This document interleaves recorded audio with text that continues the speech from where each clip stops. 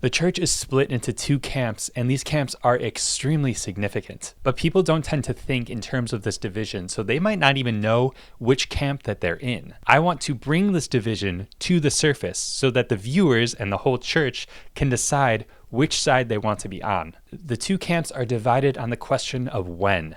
When are the promises of Jesus and of the prophets going to be fulfilled in their entirety? In Jesus' time, many worshippers of Israel's God were waiting for a king from the house of the glorious King David. This king would elevate Israel to unsurpassable glory. He would defeat Israel's enemies, he would bring world peace, he would bring universal prosperity. He would lead everyone on earth to acknowledge that Yahweh is the one supreme God worthy of worship. Jesus is that guy. Jesus came as king.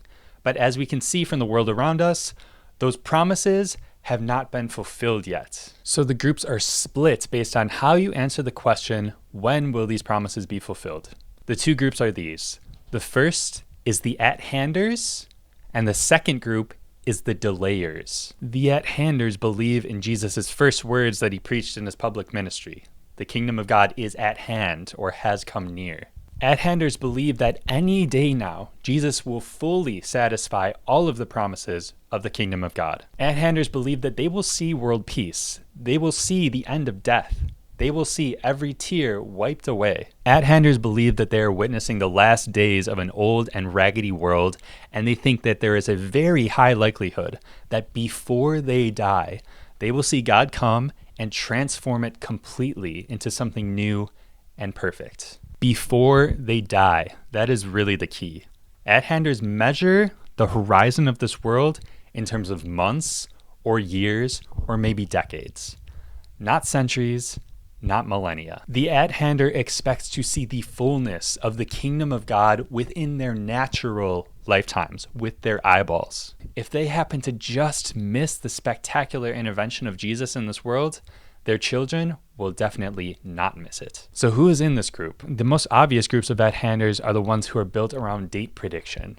They have a specific year or season or even day when they believe the kingdom will come. They have all been wrong so far, but the movements persist. The most notable of these groups are the Seventh-day Adventists and the Jehovah's Witnesses. Christians who talk about the rapture, usually at-handers. Also, Jesus and all of the early Christians were a part of this group. All of them, except Jesus, expected the fullness of the kingdom within their natural lifetimes. Let's read, for instance, this quote from Jesus. "So also, when you see these things taking place, you know that he is near at the very gates.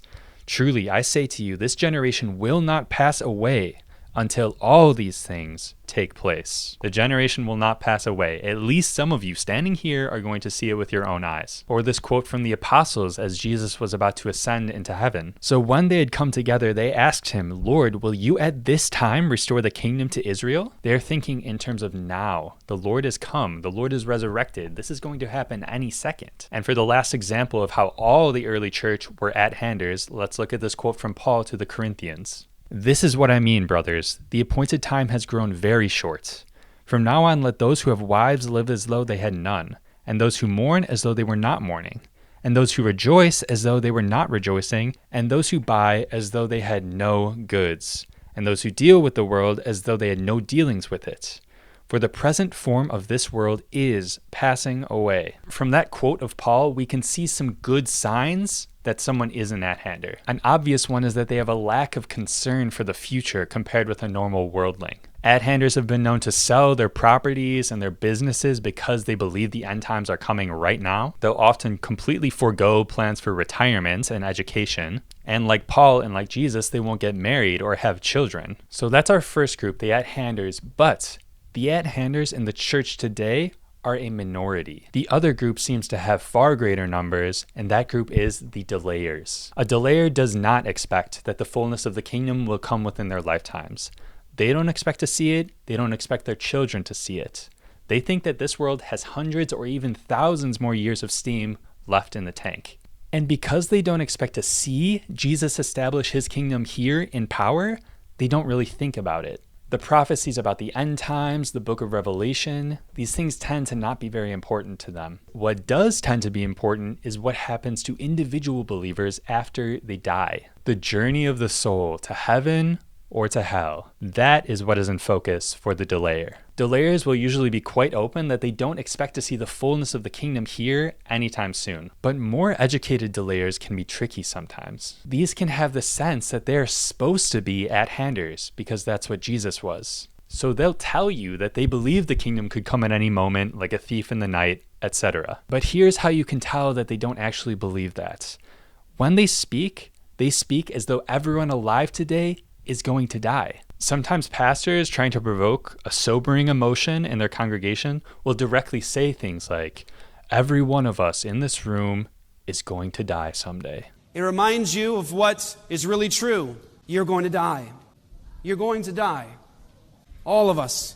We're going to die. And, let's face it, every one of us. We're all going to die. We're not very good at dying.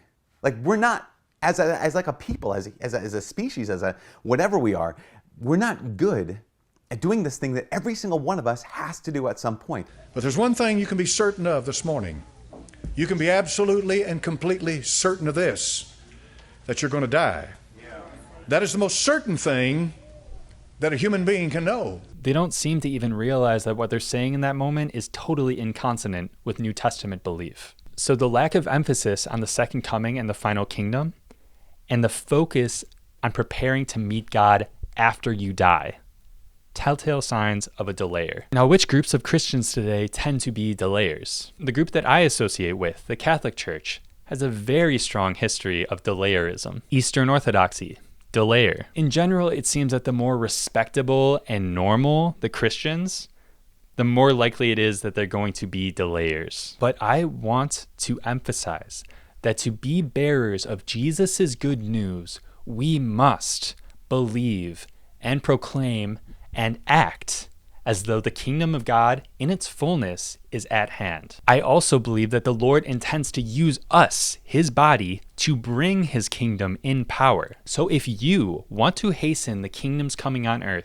if you want to make the Lord's reign real in your lifetime, if you feel the call to be a disciple and to gather other disciples for this work, then send me an email. May God's kingdom come. May his will be done on earth as it is in heaven.